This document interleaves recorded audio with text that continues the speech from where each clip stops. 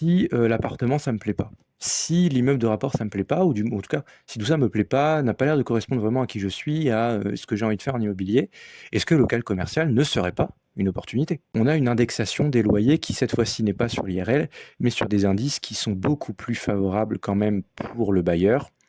Pourquoi? Parce que ce sont des indices qui suivent l'inflation, qui sont calculés à partir de l'inflation et qui même parfois vont aller au-delà de l'inflation.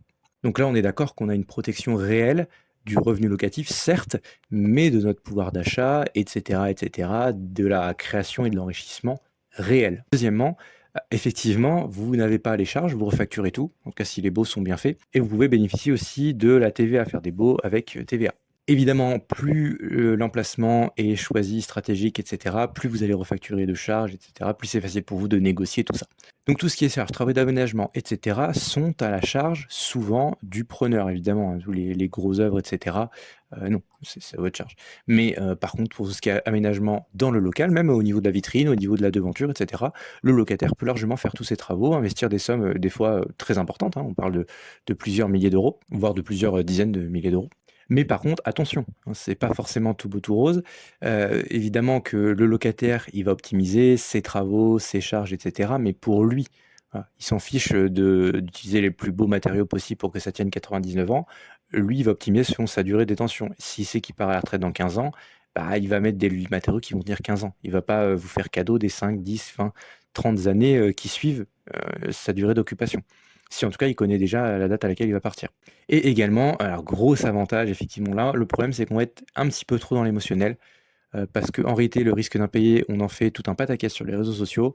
Sauf que les statistiques, le prouvent. On est, moins d'1 % en réalité, des loyers qui sont impayés et puis si on ajoute des critères sur la qualité du locataire et cetera, en réalité, on est quasiment sur, hem, des statistiques et des probabilités d'impayés qui sont très faibles. Donc c'est pas forcément qu'un critère émotionnel pour choisir ce local commercial plutôt que du résidentiel uniquement pour l'impayé, mais en tout cas, c'est toujours sympa d'avoir ce genre de choses. En tout cas, pour la négociation, le rapport de force ou même, en tout cas, pour la confiance que vous pouvez avoir en votre statut de bailleur, vous êtes quand même beaucoup plus protégé que si vous louez à un particulier, surtout en résidence principale. L'État vous protège davantage. Les procédures sont quand même beaucoup plus rapides au niveau de l'expulsion et les démarches sont quand même assez faciles, assez simples et assez rapides pour faire sortir et pour expulser un preneur pardon, qui ne paierait pas le loyer correctement ou en tout cas à date fixée par le bail. Donc là, tu dis peut-être, ok, le local commercial, c'est quand même assez intéressant, c'est pertinent au vu de ma situation, au vu de mes objectifs. Est-ce qu'il y a d'autres choses qui sont proposées qui pourraient aussi m'intéresser? Effectivement, le local commercial peut apporter de la sérénité au niveau de la gestion locative. Généralement, tu as quand même beaucoup moins de gestion locative sur un local commercial que sur un particulier. Donc beaucoup moins de gestion locative pour toi. Donc tu vas pouvoir aussi te dégager du temps ou de la charge mentale pour d'autres projets immobiliers. Également peu finalement de travaux courants, comme on disait tout à l'heure, hein. Le locataire va pouvoir gérer tout l'aménagement, et cetera, faire aussi ce qu'il veut parce que ça fait partie de son fonds de commerce aussi. Et ça va être aussi son objectif à lui de rendre l'endroit le plus accueillant, confortable, beau, et cetera, adéquat à ses objectifs d'entrepreneur pour au final augmenter le plus possible son chiffre d'affaires. Maintenant attention, hein, la force d'un local commercial réside surtout dans son emplacement. Un bon emplacement, c'est un actif qui est stratégique sur le long terme, c'est un actif qui est bénéficiaire sur le long terme. Qu'est-ce qu'on entend par un bon emplacement? Bah, c'est du flux, de la visibilité, de l'accessibilité. Est-ce que c'est facile, est-ce que c'est facilement qu'il y a un flux piéton important? Est-ce que le local est visible, dans la rue? Est-ce qu'on sait identifier quelle activité à l'intérieur de ce local et cetera et cetera? Est-ce que c'est facilement accessible en transport en commun ou en voiture? Et puis forcément, plus l'emplacement est rare, plus l'emplacement est magnifique, plus l'emplacement est stratégique, d'un point de vue, pour le locataire, hein. Est-ce que si un locataire se pose là, il augmente systématiquement et de façon exponentielle son chiffre d'affaires? Eh ben, si oui, vous avez un bien qui est rare, donc vous avez une valeur de local commercial qui est très élevée. Donc la qualité d'un local commercial vient surtout, voilà, de son emplacement et pas forcément, du bâtiment en lui-même ou des aménagements que vous allez avoir à l'intérieur. Et d'un point de vue aussi, secondaire, au-delà de l'emplacement, il y a aussi la qualité du locataire et surtout les garanties que vous avez sur ce locataire. Ça peut être un locataire, finalement qui a une activité un petit peu, bancale ou peu importe. En tout cas, plus vous avez de garanties là-dessus, plus la valeur de votre bien va s'apprécier, plus c'est facilement revendable. Évidemment, il y a forcément quelque chose de collé. Évidemment, il y a forcément une corrélation entre la qualité de votre locataire et l'emplacement. C'est rare d'avoir un très mauvais locataire, en tout cas une activité très bancale sur un emplacement, prime. Et à contrario, c'est très rare d'avoir une très très bonne activité sur un emplacement catastrophique. Quelles sont les choses qui peuvent te dire finalement le local commercial c'est pas fait pour moi? Eh ben, n'hésite pas d'ailleurs, j'en profite, si tu as des questions, n'hésite pas à les poser dans les commentaires, on peut débattre, il y a pas de souci. Si tu pas d'accord avec moi ou si tu es d'accord avec moi ou si tu as une question, personnalisée, quoi que ce soit. C'est quand même relativement inaccessible, ce genre d'actif. Pourquoi? Parce qu'il y a beaucoup d'opportunités en off market qui sont pas publiées. En tout cas, les meilleures opportunités sont souvent en off market. Ça reste un réseau et un milieu qui est très, très professionnel, donc qui peut facilement décontenancer un particulier, en tout cas avec tout le jargon, avec toutes les spécificités, tout, parce qu'en fait on a très peu finalement la culture du local commercial, hein, quand on est particulier. On comprend un petit peu l'investissement locatif. Pourquoi? Parce qu'on habite dans un logement et qu'on comprend aussi les motivations d'un potentiel locataire. Et donc, comme on l'a dit tout à l'heure, pourquoi c'est accessible? Parce qu'en fait, les bons emplacements, les emplacements stratégiques, ben, sont rarement en vente. On ne va pas s'amuser à vendre une poule aux œufs d'or. Ensuite, au niveau des emplacements toujours stratégiques, premium, si il vous arrive de rentrer en contact en off-market avec un agent qui peut vous proposer un super emplacement excessivement stratégique avec une très belle devanture, etc., et ben, généralement, le rendement, en fait, il est quasiment faible. Vous avez un autofinancement qui est quand même très probable, hein.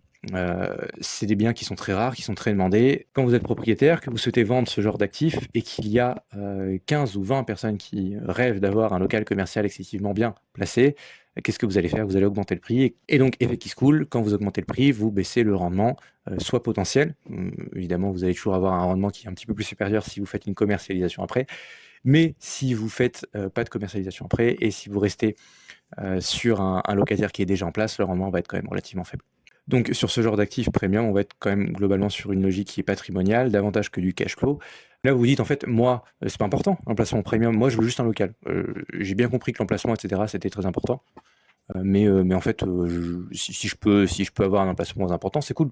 Vous jouez avec un couteau extrêmement tranchant, c'est relativement binaire. Soit vous avez un excellent emplacement, et donc vous n'avez pas de vacances, vous trouvez très facilement des locataires, vous trouvez très facilement des personnes à qui louer votre bien immobilier, et surtout, vous pouvez le revendre quasiment facilement. On est d'accord qu'on n'est pas sur de la liquidité aussi importante que sur un logement ou un appartement, mais par contre sur un local commercial bien placé, ça peut se revendre facilement. Voilà, que vous revendiez les parts de l'ACI qui le détient ou que le revendez comme ça. Donc se tromper, en fait, c'est fatal. Vous avez une patate chaude, ce que vous voulez, c'est vous la donner à votre voisin. Mais le problème, c'est que soit vous trouvez effectivement quelqu'un qui n'est pas formé, j'espère que ça n'a pas été vous au départ, qui veut absolument un local, même mal placé, il veut un local.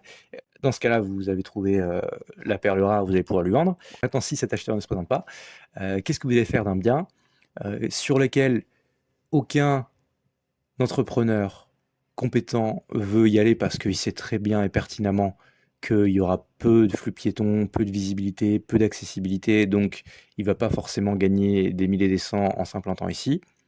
Soit vous allez trouver peut-être un entrepreneur qui débute, qui commence, qui est pas forcément très à l'aise avec toutes les nouvelles notions qu'il vient d'apprendre en entrepreneuriat et donc finalement qui va vous payer soit un loyer misérable, soit en fait qui va rester, 3-6 mois parce que, son activité ne tient pas.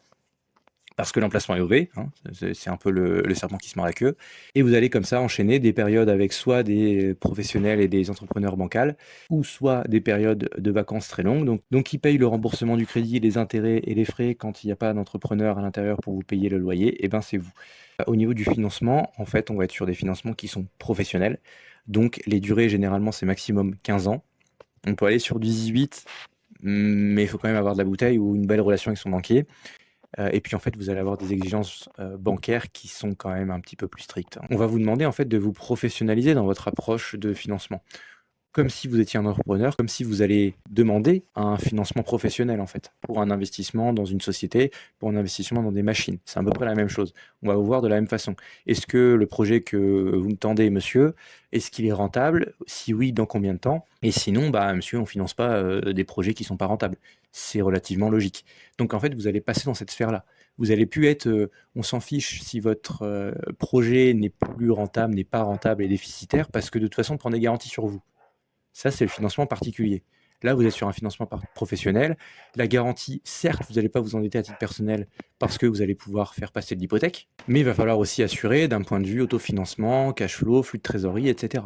Donc, si on peut conclure très rapidement là-dessus, On est d'accord, bon ça vous le saviez déjà, si vous êtes relativement éclairé et conscient de tout ce qui se passe en immobilier, même de façon générale en entrepreneuriat, rien n'est parfait, rien n'est miraculeux, il n'existe pas de raccourci, pas de méthode secrète.